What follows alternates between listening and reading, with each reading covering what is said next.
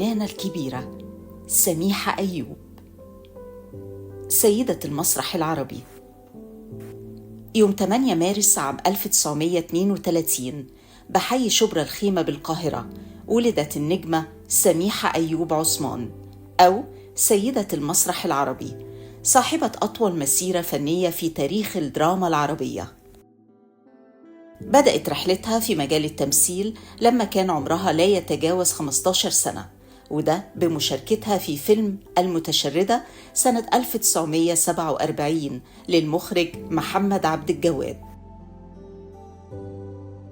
في سنة 1949 دخلت سميحة أيوب المعهد العالي للتمثيل اللي أسسه زكي طليمات وتتلمذت على يده، وده كان أول بدايتها لمشوار طويل مع المسرح العربي، من أول مشاركتها في مسرحيات زي البخيل وهي لسه طالبة بالمعهد. قدمت خلال فترة الخمسينيات عدد كبير من الأعمال زي فيلم شاطئ الغرام في سنة 1950، وفي سنة 1951 شاركت في فيلم ورد الغرام، وزاعت نجوميتها وشهرتها مع أوائل الخمسينيات.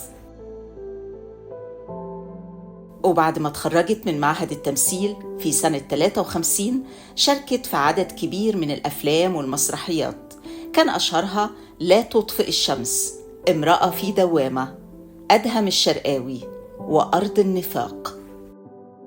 على المسرح شاركت في تقديم كلاسيكيات رائعة من أعمال كبار الكتاب المصريين زي سكة السلامة، كوبري الناموس، وربع العدوية، وعدد كبير غيرها من المسرحيات اللي وصلت لأكثر من 170 مسرحية خلدت اسمها بين العظماء من فنانين المسرح المصري.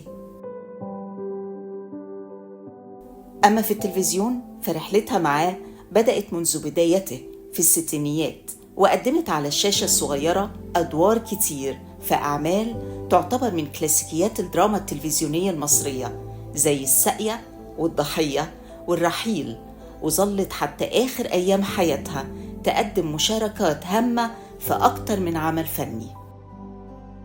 الفنانة الكبيرة سميحة أيوب ترأست إدارة المسرح القومي المصري مرتين، وحصلت على أكثر من تكريم من رؤساء مصر المختلفين زي جمال عبد الناصر وأنور السادات والرئيس عبد الفتاح السيسي، وأيضاً الرئيس السوري حافظ الأسد والرئيس الفرنسي جيسكار ديستان. وفي يوم 3 يونيو من سنة 2025 رحلت بهدوء عن عالمنا الفنانة الكبيرة سميحة أيوب، سيدة المسرح العربي، صاحبة العطاء المتدفق، بعد ما سابت لنا تراث فني عظيم يخلد ذكراها بين القامات الفنية العظيمة لتاريخ الفن المصري.